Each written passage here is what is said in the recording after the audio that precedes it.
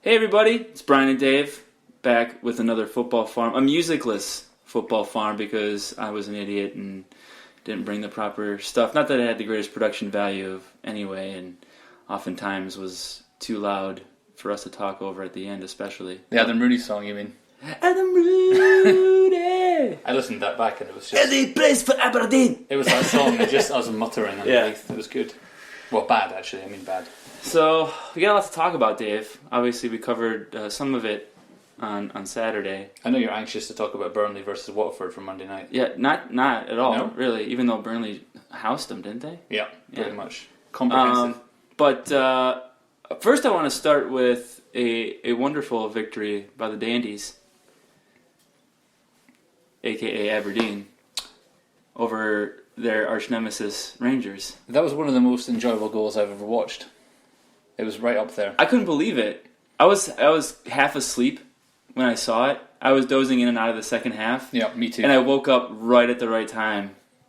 And I couldn't AirPlay it through my Apple TV to the TV, really? so I had to hold on to it. So I was laying on the couch and watching it, and doing the nodding off. Of course. Throughout the second half. But an excellent free kick by Madison. It was quite something. I would say it's in my top 5 Don's goals of all time. It was actually a really fun game, I thought. I think that was about the worst Aberdeen have played all season that I've seen them. Just about. Really? Yeah, they were really bad. Especially the first half, they were very stodgy. The first half, yeah. But I thought their play in the second half picked up, definitely. Well, they got the goal, but then that only justified their, what they've been doing in the first half. They didn't really offer very much, and they were a bit flat, and their passing was a bit rubbish, and didn't create anything. And Yeah. But it doesn't matter when you get old Madison off the bench to spank one in the corner. Oh. That was fun. And I just love when the stand comes rushing towards the field after a huge goal like that. Everyone just falling over chairs. Yeah, it's great. But it only seems to happen in those kind of dirty, not quite as sophisticated arenas. Yeah, it's like the crap the crap stadium. I'm not talking about people. I'm talking about the stadium itself. Yeah. It always happens there. It's the 3 crap stands and the one big one, like a bit tawdry. Yeah. But when he kicked that, I didn't think for 1 second it was going to go in until it went in because it was really high. I thought it got a deflection because I saw there was no way that was dipping fast enough to get in. Yeah. So I thought somebody had a touch on spin on it or something. Yeah. But it wasn't. It was just a great free kick. And he'll go back to Norwich in January. He'll play another maybe 8 or 10 games for us, and he'll always be remembered as a legend. Yeah. Just like Josh Walker, who scored against Bayern Munich. What's he doing now? No one knows. Yeah. He's been on loan to about 100 teams. I think he plays for some non-league team now. Yeah. So it doesn't matter. He'll always have that. Good. It was a good game. It was enjoyable, and hopefully it sets us up for a nice little thing. It's a shame we've only got one more game before the international break. Yeah. It's Kilmarnock, though. Should take care of They that. got horsed by 7. Oh, actually, did you see Kilmarnock's 1 goal in their 6-1 thrashing? No. I think you should watch it. It was quite something. He did a little... He sort of did a flick and spun 40 yards out and hit a first-time drive over the keeper's head. So he was 40 yards out. He played himself a flick? He was facing the touchline, did a little back heel around the defender, sort of spun him, and then just hit it first time 40 yards over the keeper's head to put them 1-0 up. And then Celtic went, "Now we're annoyed with you." Scored 6. It's just quite enjoyable. Yeah. For them, not for me. But Yeah. Okay. Things are looking rosy in the SPL because the proper team are second, where they should be. Yeah. Never first. I don't think Rangers are that good, though. Well, they're pretty terrible. After watching them. Did a lot of possession and did really nothing. They just the penalty was just because Johnny Hayes should not. They do have a good manager, Rangers. Yeah. By all accounts, he seems to be a guy that would be good for a lower level Premier League team. Yeah. Well, I mean, he was good at Brentford, but then now that I've heard him interviewed a few times and I know more about him, I like him less. Okay. I think it's just a Rangers thing. Yeah. He's probably a nice guy. He's just got that stain on him. It never washes off. I can never enjoy Joey Barton again. Tragic. Yeah. So it was a nice little Sunday for you. It was. I was pretty hungover, but apart from that, it was good. Really hungover. I slept most of the day before I got yelled at by my wife, which basically amounted to her going, "Hey, do something." I physically can't. And that's when I called you to get my lawnmower back. Yeah, I just watched TV all day. It was terrific, actually. Yeah. Never mind. Yeah. These things happen. Yeah, what can you do? Because you can't plan for a hangover. That's why I always say. It's what happens when you get fired up after a Wisconsin Badger game and do a podcast, then play FIFA for the next 8 hours. But the adrenaline's going. Yeah. And I was just happy to be drinking sort of outside. Yeah. Well, not outside, out of my house. Right. Yeah, it was enjoyable. Yeah. I shouldn't have given you any whiskey after you got here, though. That was my mistake. Oh, yeah, that's right. Yeah, that's your excuse. That's your get out of jail card. Yeah. Anywho. Never mind. On to a topic close to my heart that we touched on very briefly in the Saturday's podcast. What are you doing? I was going to open this beer, but then it was already open. Oh, just confused you? Yeah. I'm too organized. And it concerns the treatment of Swansea City's current manager. Is he current? I can't tell, because the papers would have me believe that they don't have a manager. Well, they're interviewing for other managers, aren't they? Yeah, but they have a manager, Dave. What happened to him? Where'd he go? Nowhere. Apparently, he's still coaching. As he should be. Okay. Are they still paying him? Yeah. It's not like Milton in Office Space. You can just leave him. Just don't we pay him fixed the glitch. I have a couple of directions I want to go on this. I first want to express my displeasure with the club itself in its treatment of this whole situation. When the media is printing and printing and printing and printing and printing things like, oh, apparently Ryan Giggs has been talking to Hugh Jenkins. Oh, Bob Bradley's been talking to Hugh Jenkins. Oh, they want this FUD Gianfranco Zola. Oh. You would think they have two options. They say, especially when it's been going on for as long as it's been going on, which is the better part of 2 weeks now. Since they got appointed in the summer, pretty much. Basically, yeah. Anyway, but the club should do one of two things. Either fire him, because the links are true and the stories are true. Yeah. Or come out and say, no, he's our manager. This is the way it's going to be. It's for the foreseeable future. Enough of this. And they haven't done either of those things. And just let these stories keep piling on and piling on.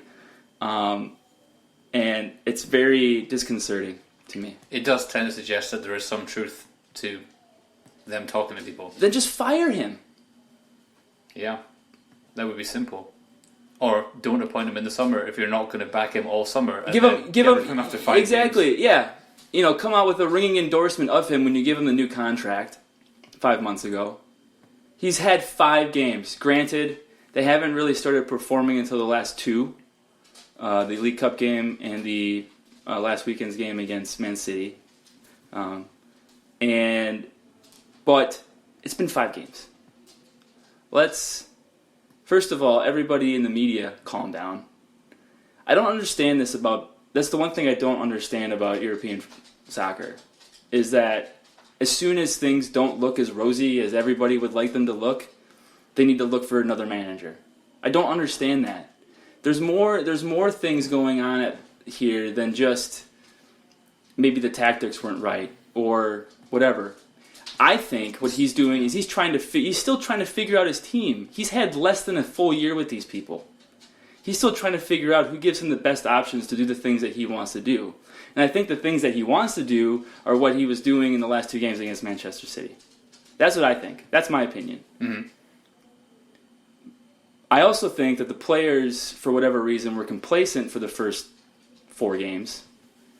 And for whatever reason, just didn't try. But they put in effort in their last two games, and you saw what kind of results you can get. Yes, they lost both games, but the performances were far superior to anything they put on display so far this year. Oh, so you mean the 2 Man City? Yeah. Yeah.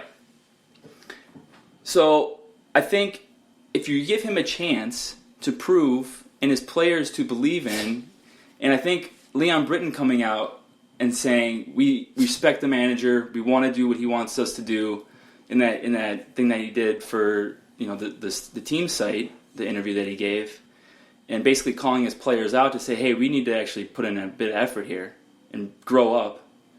And I think if they follow his lead and they perform like they did, especially on Saturday for the better part of 60 minutes, for the rest of their games, I think they'll be fine. And Guidolin will be proved to be a good manager. But the fact that we can't see it, or that we haven't seen it yet, people get all... But I think if you're a rational person and a smart person, you can understand this person has had success at a club like Udinese in Italy. Yeah. He can do it here. He just needs time, and he needs his players, and he needs his players to play. That's my thought on the whole, that aspect of it. Your thoughts? As far as the on the field and the club side. Well, yeah, especially because right up to the end of the transfer window, it seemed like they really had no idea what they were doing all the way through the summer. So how is he supposed to kind of prepare his team for the new system and the new season when he's not being backed? I mean, what it seems like is that old Hugh's not kind of buying the players that he particularly wants, right? So he's kind of left. But Hugh always does that. He doesn't buy players that fit the manager, which is dumb. How can you expect a manager to succeed if you're not going to supply him with the players that fit his style of play? So name a team that has done well with the manager not picking the players to fit. It doesn't work. Yeah, there aren't any. Yeah. Maybe there are. I'm trying to think. No, probably not. It's like when, it's like, I don't know, I can't think of anything actually. I thought I had an example, but I didn't. Mm-hmm. But even like Real Madrid, when they were going through their Galactico phase, were just splashing cash and buying everyone. They get a new shiny player every summer. Right. And they didn't win anything. Right. They had Figo and Zidane and Beckham and the original Ronaldo running around, and they didn't win the Champions League. Right. I don't think they even won. They might have won one league title, but yeah. It doesn't work. You have to support your manager. Right. And if you're going to give him a new contract, then you have to sort of follow through. Otherwise, why give him a contract? Right. They should just have said in May, thanks so much for keeping us up. We're going to go in a different direction. Yeah. I think part of the problem is, and this is just speculation on my part, but I don't think Hugh understands the game very well. If he did, he would buy players that were of Premier League quality. You know what I mean? Yeah. I mean, he has done. But there are also signings that don't make any sense. John Joe Shelby. I mean, okay, maybe he's got some quality. I don't understand. No, I can kind of see I can sort of get behind that, the signing in principle. Except at the time, when he was at Liverpool, he seemed like a guy that he needed first team football to develop. Right. Wasn't getting it at Liverpool, so it seemed like a reasonable transfer. He was he was very talented when he was 16, 17. So okay, maybe take him to a smaller team and let him play every week and develop. That kind of makes sense. Right. Didn't totally pan out. Yeah, but he wasn't completely awful. It was just I don't know, a bit, a bit up and down. But this summer, like Gomes, Adair, Tabanu. These are more recent. That was the weirdest these are more one. recent signings. I don't understand buying someone then just never playing them. Did Edwards just buy him and then Monk went? Well, I think the whole thing, the reason why Monk was sacked is because Monk wanted more control over transfers to buy who he wanted, and he didn't get it because Hugh won't do it. And now he's gone to Leeds. Yeah. Oh, Gary.